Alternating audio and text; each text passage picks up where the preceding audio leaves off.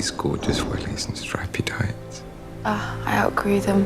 It broke my heart. And they don't make those tights anymore, not for grown women anyway. Strange, that. Oh, you can mock. Didn't you ever love anything that much? Yes. Yes, I did.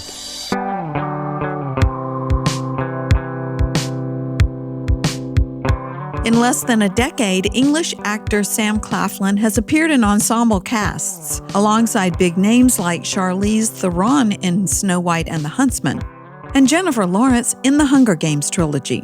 SCAD screened Sam's film Me Before You, which follows a wealthy young man struggling with life after an accident leaves him paralyzed. Thank you so much for being here at the Savannah Film Festival. Me Before You has been so well received.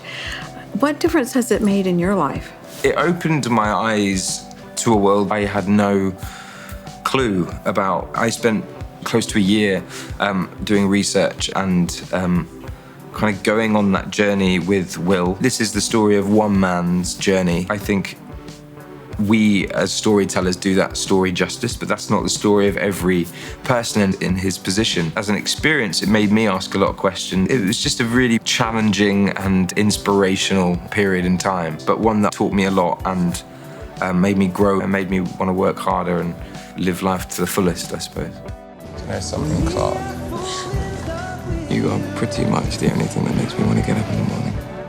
My cousin Rachel, I read the Daphne du Maurier novel years ago, so that's upcoming. It's sort of a love story between a younger man and an older woman, really, but it's more of a Gothic thriller. I thoroughly enjoyed working with Rachel Weisz, who plays Rachel, my cousin Rachel, watching her approach the work in a very, very different way to anyone else. It was really just kind of magical. Roger Michell, who directed Notting Hill, he was incredible to work for. And it was, again, a very, very different experience. I never want to play the same part twice. This was a very, very different story and one that I enjoyed very much. With the period films that you've made, how do you transport yourself to another era? I think I've always been fortunate enough that we've had incredible locations, costuming and makeup. Once you're wearing the clothes, you sort of hold yourself in a very different way. I'm about to start a film based in the First World War, and I know for a fact that when I have the uniform on, it's going to feel very, very different to anything I've done before. So the First World War, and you said you're going to play a very dark character. Can you tell me anything about that? It's based on a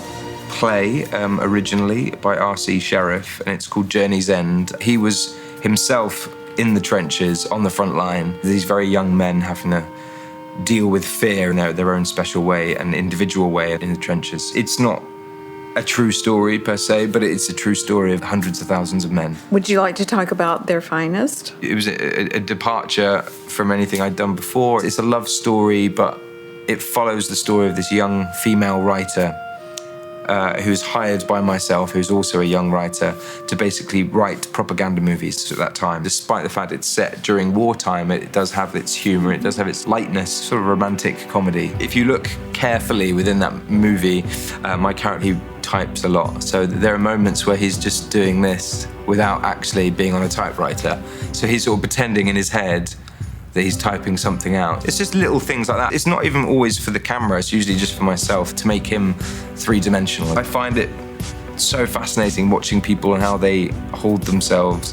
And you can tell when someone's nervous, you can tell when someone plays an instrument, you can tell just from what they do with their fingers or how they pass the time. I find the physical life of a character before I find the sort of emotional or mental one, and everything else kind of fits into place. It's what makes someone human. Definitely. The little flaws, the imperfections.